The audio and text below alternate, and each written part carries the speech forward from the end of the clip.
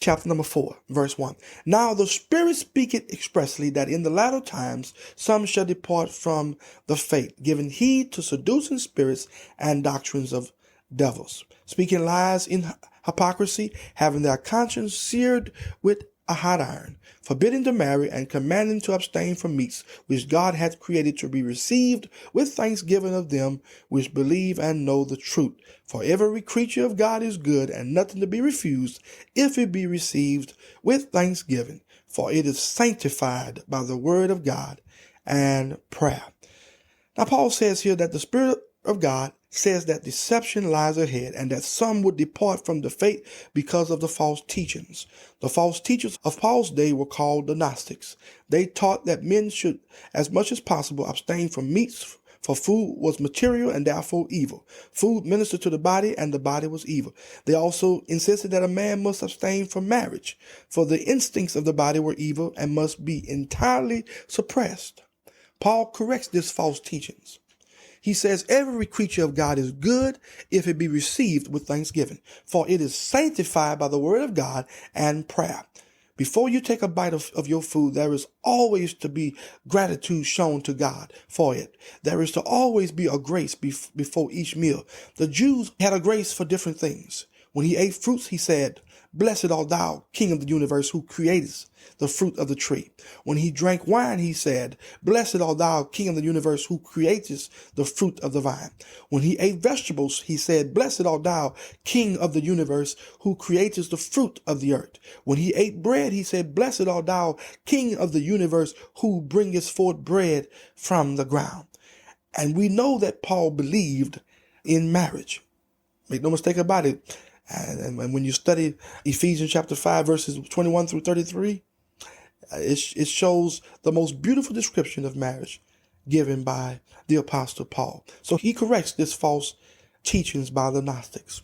All right, look in verse 6. "If thou put the brethren in remembrance of these things, that thou shalt be a good minister of Jesus Christ, nourished up in the words of faith and of good doctrine, whereunto thou hast attained." Now, Paul has warned Timothy of the apostasy and false teachings that were to come into the church. There would be men who profess to the faith and then come to the place where they deny it. In turn, Timothy is to warn the believers about these things. And if Timothy do this, he will be considered or looked upon by God as being a good minister. Listen, a good minister keeps God's people from apostasy. Then we see that a good minister is also one who is nourished up in the words of faith and of good doctrine. Paul tells Timothy that he had already attained, but wanted him to maintain it in the midst of apostasy. Look at verse number 7. "But refuse profane and old wives' fables, and exercise thyself rather unto godliness." Listen, Timothy was to avoid profitless tales like those which old women told their children. Instead, he was to practice godliness in his life. He was to only feed his mind and nourish his faith with the good, magnificent, life-changing, eternal word of God. My God, I feel good right about now. Look at verse number 8. "For bodily exercise profited little, but godliness is profitable unto all things, having promise of the life that now is, and of that which is to come." Listen, there are some who believe that Paul is downgrading physical exercise. That is not the case. Paul's emphasis on godliness rather than on physical exercise is because the Ephesians were a people given over to games and athleticisms. Paul is not saying bodily exercise is wrong. He is simply saying let's hold things in correct perspective. Bodily exercise will help you only in this life, because when you get your new body, which is eternal, it won't make any difference whether you have exercised this one or not. Because this body made of dust is going back to the dust. But godliness is profitable unto all things. In other words, a godly life is profitable both here on earth and in eternity. A godly life pays off not only down here, it will pay off in eternity. The prodigal son lost a great deal by going to the far country. And any Christian who lives a careless life rather than a godly life will find that even in eternity, he will pay for it. There is nothing wrong with physical exercise. In fact, I encourage all of God's people to exercise. It is important that we be healthy while doing God's work here on earth. Paul is simply saying here that the physical ends at the end of this life, but godliness is carried over into the next. All right, look at verse 9. This is a faithful saying and worthy of all acceptation. Paul is emphasizing the point that he has just made. In other words, here is something you can count on. It is the truth all by itself. You will never lose by living a godly life. Verse 10, for therefore we both labor and suffer reproach, because we trust in the living God, who is the Savior of all men, especially of those that believe. Listen, it is because life is lived in the presence of God and ends in his still nearer presence that the Christian is willing to endure as he does.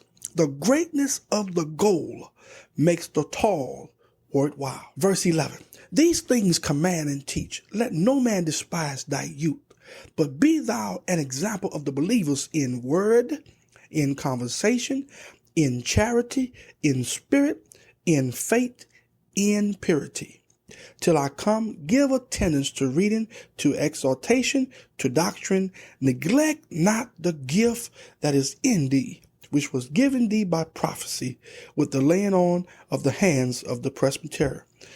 Meditate upon these things, give thyself wholly to them, that thy profiting may appear to all. Take heed unto thyself and unto the doctrine. Continue in them, for in doing this thou shalt both save thyself and them that hear thee. Now Paul instructs Timothy to never allow anyone to despise his youth. Don't give anyone a chance to despise you because you are young. But in your words and in your conduct, in love, in spirit, in faith, and in purity, show yourself an example of what believing people should be. This is God's standard. 6 ways in which we should be an example. Then he tells him to give attendance to reading, to exhortation, to doctrine. Listen, every child of God should give attendance to the reading of God's word. Every pastor must give himself to the reading of God's word, because a growing pastor will make a growing church. A church will never go any further than its leader. Then he instructs Timothy not to neglect the gift that was in him. Listen, we should never neglect the gift or gifts that are on the inside of us. We must fulfill God's purpose for our lives. Then he tells him to meditate on these things and to give himself wholly to them. We ought to meditate on God's word day and night, and to give ourselves completely to the studying of God's word and to the application of it. And Paul told Timothy, if you do these things, son, God will reward you openly. Everyone will see the ever increasing knowledge, understanding, and wisdom of God in your life. They will notice you are going from glory to glory, deeper depths and higher heights in God. They will love and respect you as their leader because they will see you as an example of what you preach and teach. This is so important. Then he admonished him to always examine himself, making sure that he never teach anything other than the apostles' doctrine, and that his life is always an example of holiness before the people.